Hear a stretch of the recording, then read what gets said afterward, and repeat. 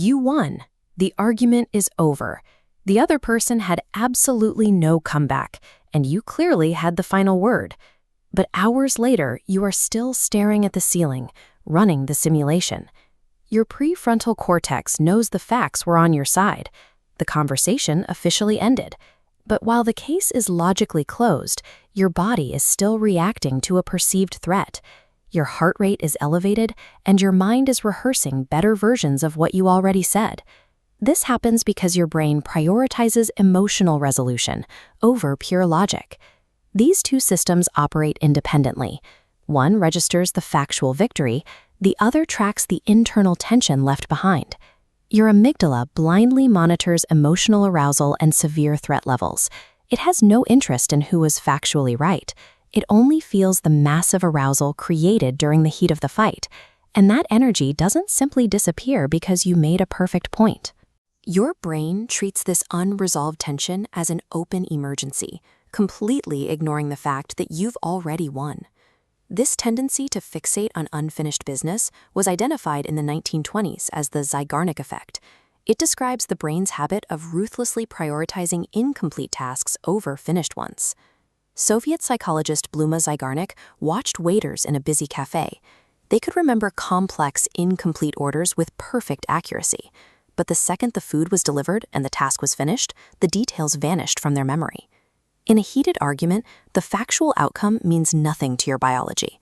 Because the emotional charge never fully discharged, your brain flags the event as unfinished business. You remain trapped in a loop of mental rehearsal, seeking a sense of completion that your amygdala refuses to grant. Beyond the search for resolution, there is a chemical motivation at work.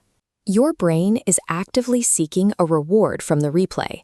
Every time you imagine delivering a devastating comeback or an unanswerable point, you envision a moment of total dominance. That mental image triggers a small hit of dopamine. This chemical is tied to the anticipation of a reward, the feeling of moving toward a goal. This chart shows how dopamine functions differently in your mind. The factual victory provides a moderate release, but the anticipation of an imagined perfect rebuttal creates a much stronger hit. Because dopamine is released during the pursuit of a reward rather than the achievement of it, the simulation is more chemically satisfying than the actual win. This creates a self-reinforcing cycle. Every replay delivers another hit, making the mental loop difficult to break. Your brain continues to run the simulation because it is chasing the chemical high of the perfect ending. The real-world victory was finite and is now over. But the imagined victory can be replayed and improved indefinitely, providing a constant supply of the reward your brain is seeking. There is also a physical record of the conflict written into your nerves. When you entered the argument, cortisol flooded your system, creating synaptic persistence. This means the memory of the fight is burned deeper into your neural pathways than a neutral event. These pathways encode the raised voices and the racing heart, but they don't record the conclusion. Your biology remembers the stress of the battle, not the fact that the battle is over. This is complicated by a design flaw in the amygdala. It has no internal clock. It cannot distinguish between a threat that happened 3 days ago and a threat happening right now. When you retrieve the memory, your body reactivates the fight-or-flight response.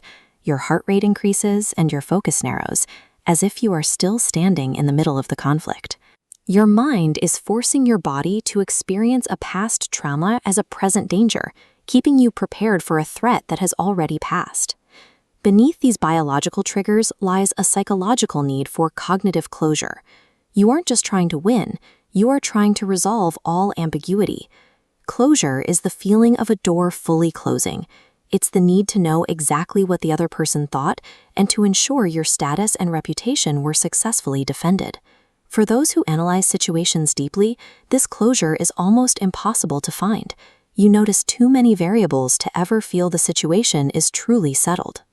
This diagram represents a complex mind processing an argument. You analyze body language, hidden subtext, and historical context, creating a dense web of information. Every variable branches into a new simulation, modeling versions of the perfect outcome, leading to total mental exhaustion. Your ability to see the complexity is the very thing that keeps the loop running. This leads to a painful realization. Your nuanced points were likely never understood.